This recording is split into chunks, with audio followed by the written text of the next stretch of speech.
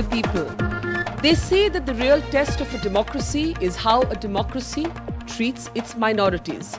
But in India, alas, the tragedy is that any debate around India's minorities gets woefully politicized. The most recent raging debate is around what has come to be called a minority quota.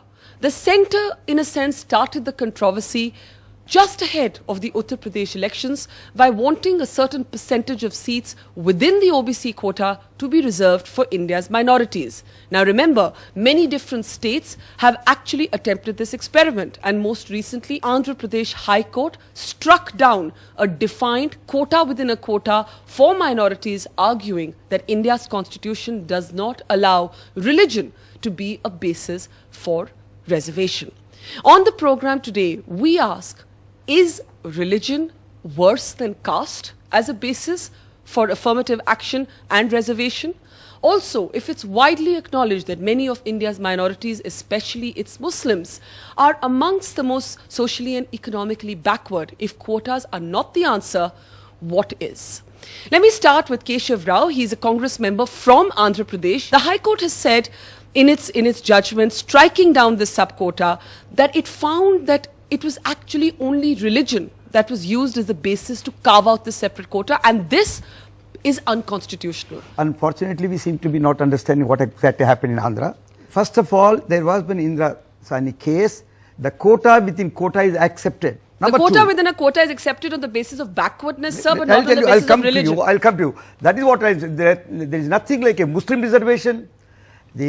I belong to a particular caste, Munnurukapu reservation or the Gowda reservation. It is these 15 and 16 accept as a class, as a community. Caste is a part of the community.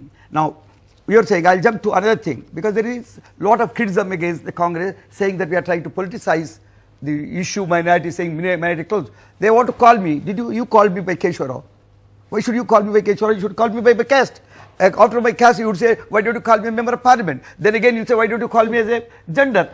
So question is, how do you identify? How do you start? This is what exactly Chennappa said when he is trying to say, how do we identify the backwardness in this region? Can I interrupt you there? You are saying that it is not unconstitutional to have a quota within a quota. We are also saying it's not unconstitutional to do that. But when that sub-quota is defined only on the basis of religion, then the High Court believes it is unconstitutional. First of all, reservation is not unconstitutional. Why? What is reservation? Because he is a despised class. He is a suppressed class. So he needs some kind of a protective discrimination. Okay. So now that also again we went to Indra Savani. They said quota within the quota is also permissible. It's a unanimous. Okay, let's park that thought. Meenakshi Lekhi, it is not as if other states, and ironically Karnataka today, governed by the BJP, Karnataka has a quota within a quota, Kerala has a reservation for minorities, Tamil Nadu has long experimented by creating what Keshav Rao calls a quota within a quota, even Bihar now has quotas within a quotas. Yes. So what is the precise objection? After all, if we acknowledge that India's minorities, especially its Muslims, are sometimes amongst the most backward communities in different states, then why are they not entitled to the same privileges that the OBC community is? You see, let me explain the scheme of the Constitution. Under the scheme, OBC reservation was not part of the Constitution initially. It was a reservation for scheduled caste and scheduled tribe, because that is a caste exclusively because even if you belong to a particular caste, historical and social injustice has been done to you. That was the reservation provided under the Constitution.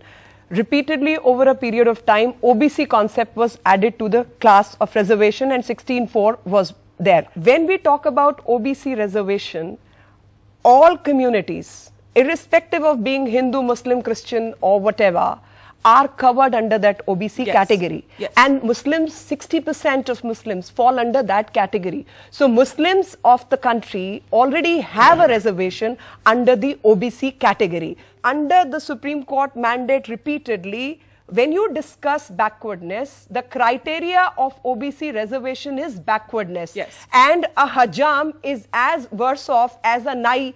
Yeah. A tarkhan is as worse off as badhai. Yes. So these classes are put under the same category. Now you already are covered under that category.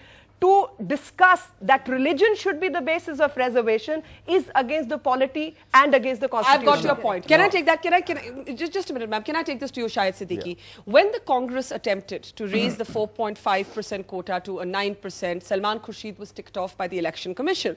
But how was the Samajwadi Party so different? Meenakshi Lekhi is making the point that actually India's minorities, including its Muslims, can access the benefits of the 27% OBC quota already. But how was your party so different from the Congress? You were actually just doing competitive populism. Barka, I'll come to the party, but first let's take up the basic issue. Okay. The issue is that the minorities, especially the Muslims, did not support the quota during the making of the constitution. In the Constituent Assembly, Muslims themselves said, we don't want reservation. Now, what the point Meenakshi is making, that 60% or 80% of Muslims are covered under the 27% Mandal reservation.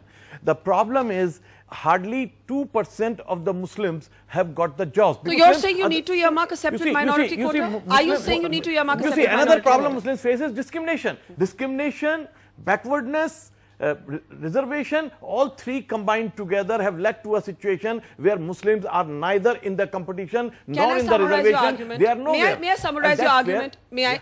Yeah. Just for the benefit of our viewers. You are saying that hoping that Muslims will get the benefits of the OBC quota is not working on the ground because dominant groups are making benefits of that. So you are saying there is need to carve out a separate quota for minorities. And that's not something new. That's not something religious, because those people are, those castes are already covered by Mandal. Exactly. Now, what we are saying, or what the Congress government is saying, is that let's give a quota to those people who are already covered.